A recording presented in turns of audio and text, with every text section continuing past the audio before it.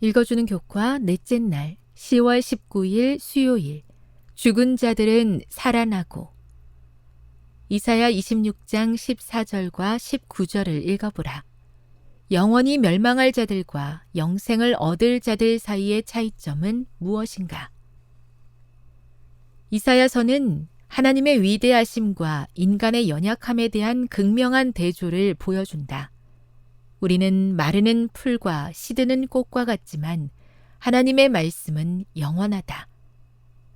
인간의 죄악에도 불구하고 하나님의 구원하시는 은혜는 모든 인간에게 열려 있고 하나님의 언약을 받아들이고 안식일을 지키는 이방인들에게까지도 영향을 미친다.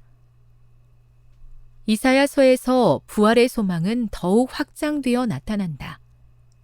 부활에 관한 성경의 이전 언급들은 개인적인 관점에서 표현되었으나 이사야 선지자는 부활에 관하여 자신 그리고 언약적 관계 속에서 살아가는 믿음의 공동체 모두를 포함하는 것으로 이야기한다.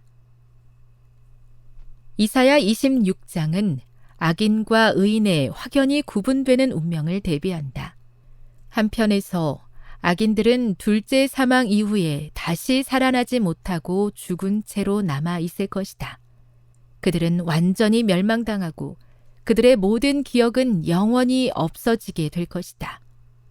이 말씀은 죽음 후에 살아있는 영혼이나 영이 없다는 가르침을 확인한다. 나중에 있을 악인의 최종적인 멸망에 관해 말씀하시면서 하나님께서는 악인들이 완전히 불에 타 없어짐으로 그 뿌리와 가지가 하나도 남지 않을 것이라고 말씀하셨다. 한편 의인들은 축복의 상급을 받기 위해 죽음에서 일으켜 세움을 받을 것이다.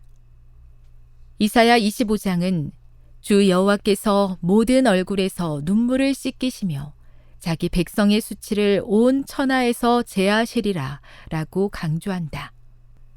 우리는 이사야 26장에서 다음과 같은 말씀을 발견한다. 주의 죽은 자들은 살아나고 그들의 시체들은 일어나리이다.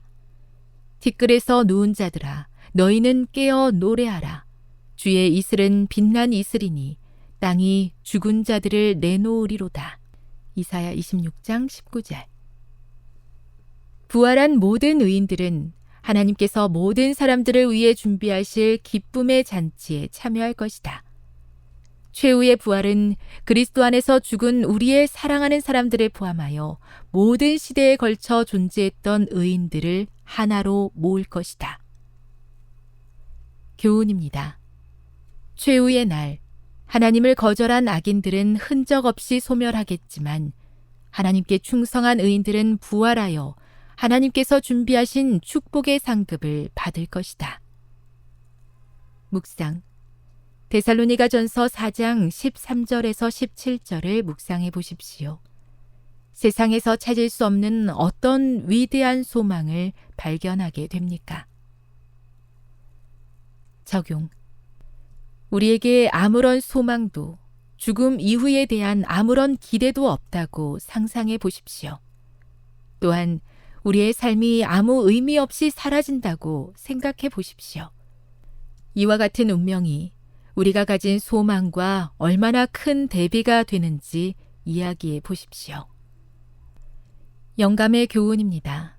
의인들의 부활. 주님께서는 의인들의 무덤을 보시고 당신의 손을 하늘을 향하여 드시고 깨어라, 깨어라, 깨어라. 티끌 가운데서 자는 자여 일어나라고 외치신다. 이 땅의 어느 곳에서나 죽은 자들이 그 음성을 듣게 될 것이며 그 음성을 듣는 자는 살아날 것이다. 이때 온 세상은 모든 나라와 족속과 방언과 백성 중에서 부활한 큰 무리로 소음이 일어날 것이다. 각시대의 대쟁투 644. 하나님께 충성했던 모든 의인들이 부활하여 하나님과 함께하는 기쁨의 잔치에 저도 꼭 참석하고 싶습니다. 매일 매순간 올바른 선택을 통해 하나님을 향한 굳건한 믿음을 드러내 보이며 살게 해 주시옵소서.